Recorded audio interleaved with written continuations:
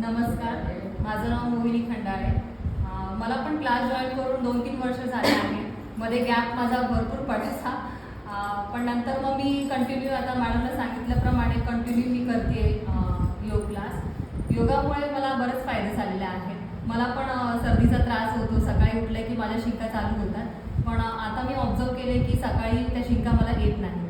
डस्टचा काही त्रास झाला तरच मला त्या शिंका येतात, नाहीतर ते पूर्णपणे बंद झालेलं आहे माझं योगामुळे. आणि कोरोना पिरियडमध्ये घरीच असल्यामुळे मी शोधतच होती की मला कोणता तरी क्लास भेटला पाहिजे. मी टी व्हीवर पण बघत होती की योग क्लास भेटला तर मी ॲटलिस्ट तिकडे जाईन. मला जिम जॉईन नव्हतं करायचं, आणि मॅडमचा क्लास मला बोर्ड बघितला, मी ॲडव्हर्टाईजमेंट बघितली आणि लगेच जॉईन केलं. तर योगामुळे खूपच म्हणजे मेंटली आणि फिजिकली दोन्हीचा पण मला खूप फायदा झाला. आणि माझी तेव्हाच त्या पिरियडमध्ये डिलिव्हरी पण झाली होती, म्हणून तो फरक मला लगेच जाणवला. 8-9 महिन्यामध्येच मी रिकवर केलं होतं डिलिव्हरीनंतर. आणि मी तो क्लास मग कंटिन्यू ठेवला. मध्ये गॅप पडला, त्रास व्हायला लागला, परत मी जॉईन केला. आणि इथे येऊन मी फॉरगिव्हनेस, ग्रॅटिट्यूड जे मॅडम सांगत असतात ते पण मी शिकली. आपण त्याबद्दल कधी विचार केला नव्हता, म्हणजे आपण नुसतं ऐकतो किंवा मी सोडून देतो, पण हे जे क्लासेसमध्ये येऊन आपण ऐकतो मॅडमकडून सतत की हे आपल्या रोजच्या डेली रुटीनमध्ये असलंच पाहिजे, फॉरगिव्हनेस, ग्रॅटिट्यूड. तर हे मी फॉलो करते. माणसांपुरतीच नाही तर निर्जीव वस्तूंकडे पण बघण्याचा माझा दृष्टिकोन बदललेला आहे. म्हणजे 2-3 अशा वस्तू होत्या की त्याबद्दल माझं जे ग्रॅटिट्यूड आहे ते तेव्हा मला जाणवलं की नाही, की निर्जीव वस्तूंना पण आपण तेवढंच महत्त्व दिलं पाहिजे जेवढं आपण माणसांना देतो. हे मी इथे शिकली. आता ते योगामुळेच पॉसिबल झालेलं आहे, आणि मॅडमच्या सांगण्यामुळेच ते मी फॉलो केलेलं आहे. आणि ते ऑटोमॅटिक येतं, असं नाही की मी ठरवून आता मी करणार आणि हे करणार, तेव्हा ती फिलिंग ऑटोमॅटिकच येते.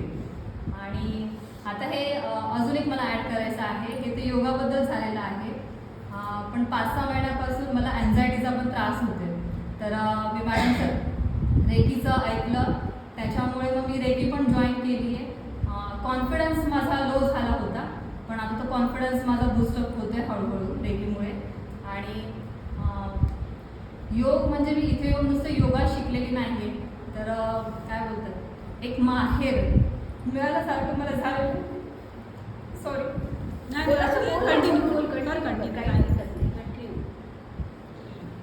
म्हणजे ज्या फिलिंग्स असतात आपण इथे योगामध्ये आपण त्या व्यक्त करतो. तर मला असं वाटतं की फक्त हा क्लास नाही आहे, तर हे माहेर पण आहे की जिथे आपण आपले इमोशन्स, जे काही मनात आहे ते आपण एक्सप्रेस करतो. बस बोलून घ्या जे वाटतंय. म्हणजे मी इथे आली ना तर मग आपण सगळेच एकमेकांचे प्रॉब्लेम सॉल्व्ह करतो, ऐकत असतो, त्यावर तुम्ही सोल्युशन पण सांगतात, आपल्याला सोल्युशन मिळतं पण.